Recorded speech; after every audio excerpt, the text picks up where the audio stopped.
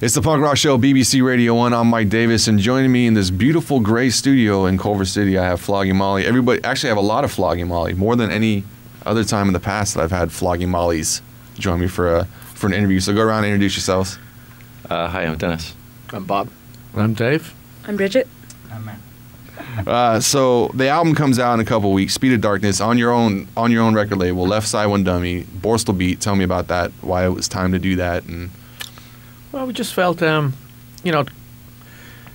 little bit of excitement back in what we're doing. You know, I mean, we've had a great time with Side One Dummy. They're unbelievable people, great friends of ours. They always will be. We just decided that we want to go on and move on a little bit and do our own type of thing. So also have the opportunity to maybe sign some other bands that we like. Sad days, a kiss in the cheeks of the families who are walking away. Tragic, the pubs are all closing, the system is broken, decay. Speed of Darkness. Where does the title come from?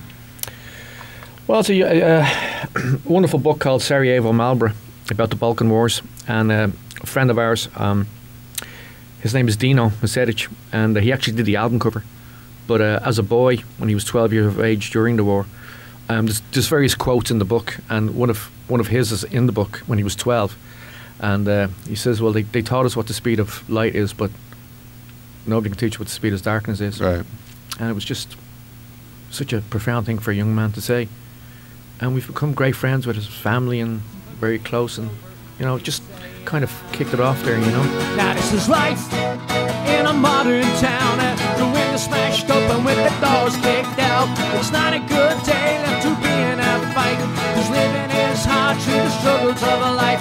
If nothing gets done, it will never be right. But don't shut them down. I read a quote that said, it wasn't an album that you set out to write, but it became an album that you had to write. What were you meaning by that? Just by looking around what was going on? Exactly. Just in our environment between Ireland and Detroit where we live, you just could not get away from,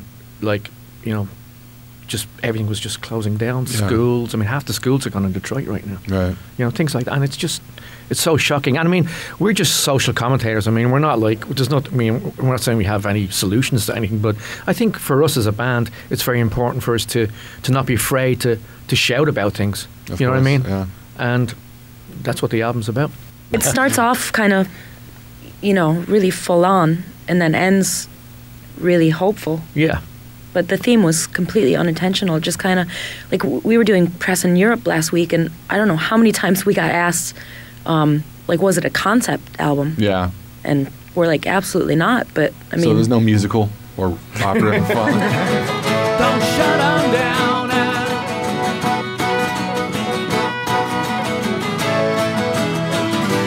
Too many faults, no reasons.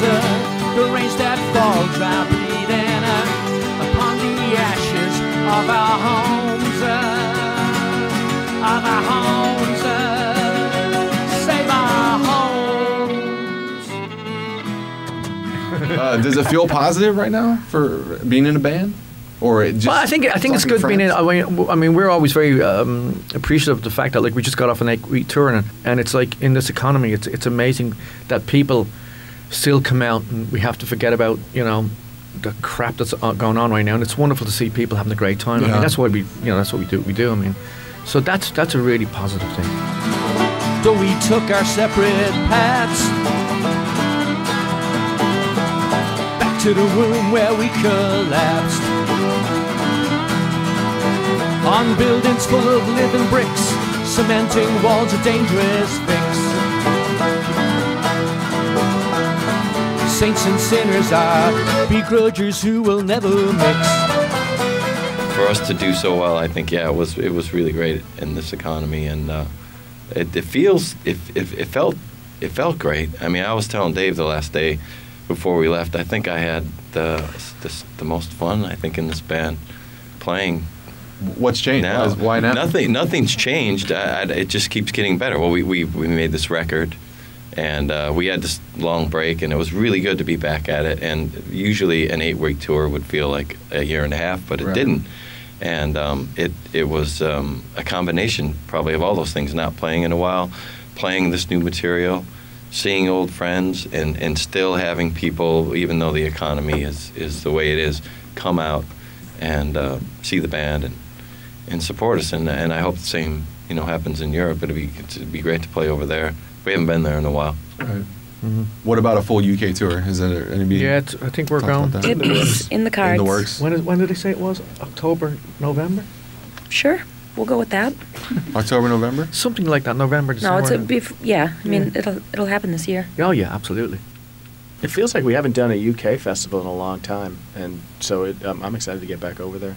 And it's always like those shows are always great too because we do run into a lot of friends that we, they're all touring bands. We all work all the time, so it's not like we all go home to the same city and get to hang out. So of course. It's really some of our only chances to meet up with some of these people and catch up with them for a long time. So. My hands were all far out to sing, yeah. La da da da da da, la da da da da da, la da da da da da, la da da da da da, la da da da da da, la da da da da da, la da da da da da, la da da da da da. Check out bbc.co.uk/radio1/Mike Davis for all your punk rock needs.